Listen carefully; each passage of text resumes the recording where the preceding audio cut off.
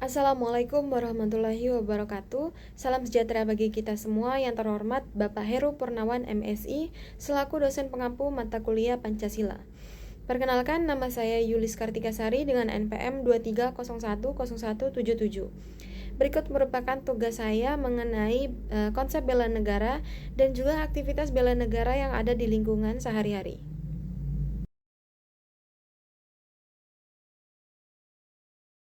Latar belakang, kesadaran akan bela negara adalah hak dan kewajiban bagi setiap warga negara. Penanaman nilai-nilai bela negara pada masyarakat dan terutama pemuda yang menjadi generasi penerus dan pembaharu bangsa sudah wajib diajarkan sejak usia dini. Hal ini adalah suatu upaya untuk mempertahankan Negara Kesatuan Republik Indonesia (NKRI), di mana saat ini sudah banyak ancaman yang dapat merusak bangsa Indonesia. Pada kesempatan kali ini, saya akan menjelaskan aktivitas bela negara di lingkungan sekitar guna menjaga keutuhan Negara Kesatuan Republik Indonesia (NKRI).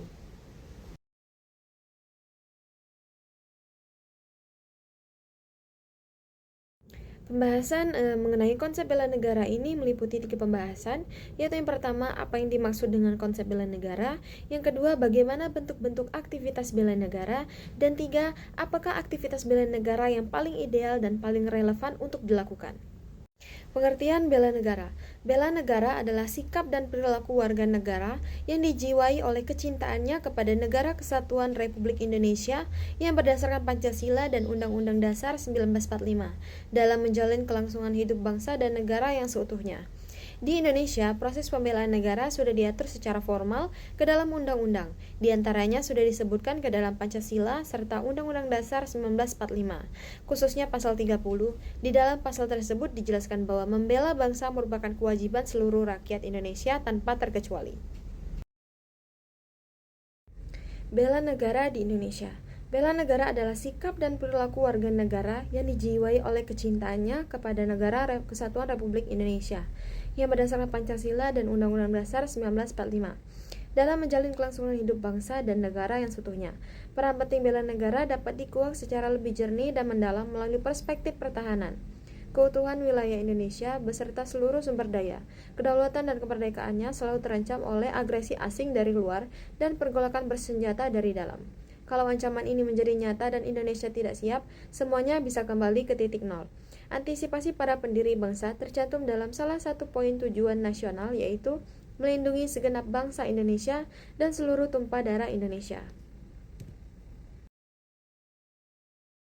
Adapun unsur dasar bela negara, yaitu yang pertama cinta tanah air, yang kedua kesadaran berbangsa dan bernegara, ketiga yakin akan Pancasila sebagai ideologi negara, keempat rela berkorban untuk bangsa dan negara, kelima memiliki kemampuan awal bela negara.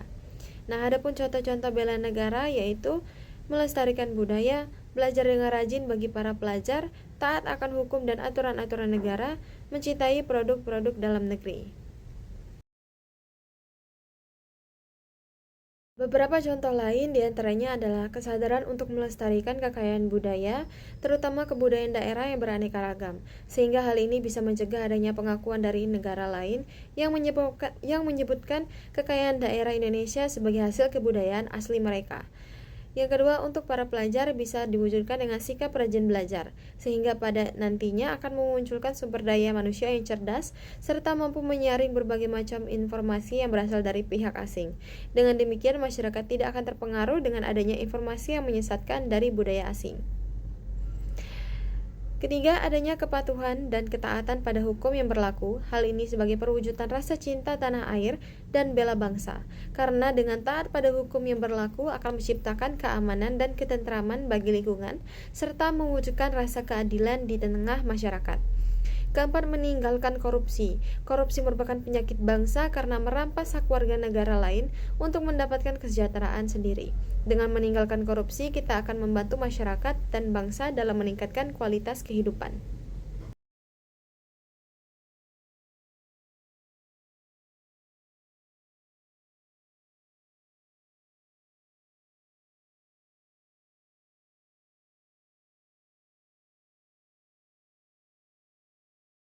Dasar hukum dari konsep bela negara, yaitu pertama ada TAP MPR nomor 6 tahun 1973 tentang konsep pengawasan Nusantara dan keamanan nasional.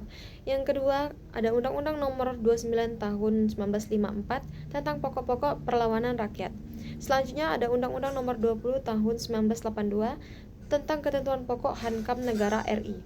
Diubah oleh Undang-Undang nomor 1 tahun 1988. Selanjutnya TAP MPR nomor 6 tahun 2000 tentang pemisahan TNI dengan Polri. Selanjutnya TAP MPR nomor 7 tahun 2000 tentang peranan TNI dan Polri. Selanjutnya amandemen Undang-Undang 45 pasal 30 ayat 1 sampai 5 dan pasal 27 ayat 3. Undang-Undang nomor 3 tahun 2000 tentang pertahanan negara, Undang-Undang nomor 56 tahun 1999 tentang rakyat terlatih. Selain itu, dalam upaya menjaga kesadaran bela negara, dibuatlah sebuah momen untuk memperingatinya. Hari yang sudah ditetapkan sebagai Hari Bela Negara dipilih pada 19 Desember. Penetapan ini dimulai pada tahun 2006 oleh Presiden Susilo Bambang Yudhoyono, yang dituangkan melalui Keputusan Presiden Republik Indonesia nomor 28 tahun 2006. Tujuan dan fungsi bela negara. Tujuannya untuk mempertahankan kelangsungan hidup bangsa dan negara, melestarikan budaya, menjalankan nilai-nilai Pancasila dan Undang-Undang 1945, berbuat yang terbaik bagi bangsa dan negara, dan menjaga identitas dan integritas bangsa atau negara. Fungsi bela negara yaitu dapat mempertahankan negara dari berbagai ancaman yang merupakan panggilan sejarah, dan menjaga keutuhan wilayah negara yang merupakan kewajiban setiap warga negara Indonesia.